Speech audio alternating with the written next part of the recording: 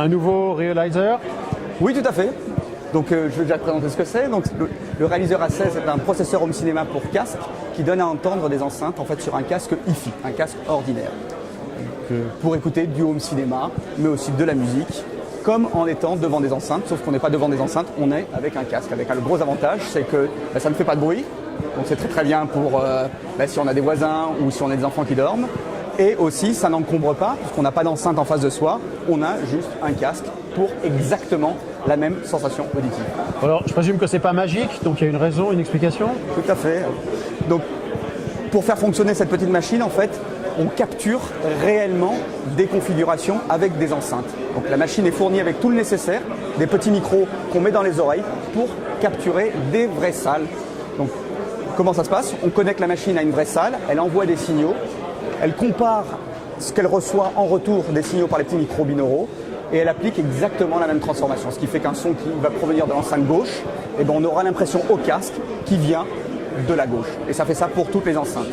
Donc cette nouvelle version du Realizer A16 donc, décode tous les formats home cinéma classiques que l'on connaît, le Dolby, le DTS, le Dolby Digital Plus, etc. Et en plus les nouveaux formats, le Dolby Atmos, le DTS:X et l'Euro 3D. Donc avec à la fois des enceintes en bas et des enceintes en haut. Des enceintes virtuelles, bien évidemment, puisqu'on est au casque. Donc on va vraiment avoir l'impression d'avoir cette capacité objet, si on veut, qui se Tout à fait. promène. Tout à fait. On a exactement la même sensation, comme si on était dans une configuration Atmos 7.1.4. Donc avec 7 enceintes en bas, le subwoofer et les 4 enceintes de plafond. Donc pour le subwoofer, quand on est au casque, on n'a pas la partie physique impactante du grave, forcément, puisque c'est une écoute au casque, mais on a par contre la sensation grave auditif. Mais on peut relier au Realizer A16 à l'arrière un butt kicker, donc un remueur de fesses, pour retrouver justement cet impact physique qui manque. Voilà. Fonctionne avec n'importe quel casque donc? Tout à fait, ça fonctionne avec n'importe quel casque hi-fi pour une ou deux personnes, je précise. Il n'y a pas limité à une seule personne, deux personnes, chacun avec ses réglages. Donc par exemple, si, on va pas être sexiste, mais enfin monsieur ou madame veut écouter plus fort par rapport à l'autre, ce sont des cas classiques par exemple, et ben c'est possible. Au casque, une personne peut écouter plus fort, l'autre moins fort. On peut aussi stocker des tas de salles. On n'est pas obligé de se limiter à une seule capture de salle. On peut en stocker plein et changer à loisir de configuration. Ce qui n'est pas possible avec des enceintes. Une fois qu'on a acheté, on ne peut rien changer. Ou alors c'est très compliqué, il faut changer d'enceinte.